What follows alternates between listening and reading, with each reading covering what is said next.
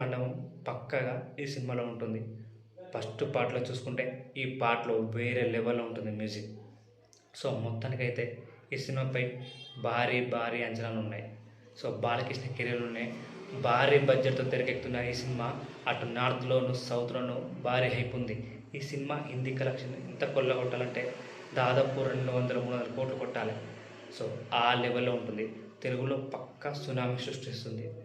So, ఆ విశేషాలు మనం పూర్తిగా మాట్లాడదాం. అఖండ 2 డిసెంబర్లో సినిమా విడుదల కావాలంటే షూటింగ్ చాలా వేగంగా జరగాలి. దర్శకుడు బోయపాటి శ్రీను ఎప్పటిలాగే గ్రాండర్గా సినిమాను తెరకెక్కిస్తున్నారు. తమన్ సంగీతం అందించనున్నాడు. అఖండకు ప్రాణం పోసిన ఈ కాంబినేషన్ అఖండతో మరోసారి బాక్సాఫీస్ షేక్ చేయడం ఖాయం. ఇంకా ఈ కథనంలో సినిమా గురించి ఒక ఇంట్రెస్టింగ్ పాయింట్ హైలైట్ చేయబడింది. కొత్తగా భయపడుతుంది అని ఇది తమిళ్ కామెంట్ అయి ఉండవచ్చు. అంటే అఖండ 2లో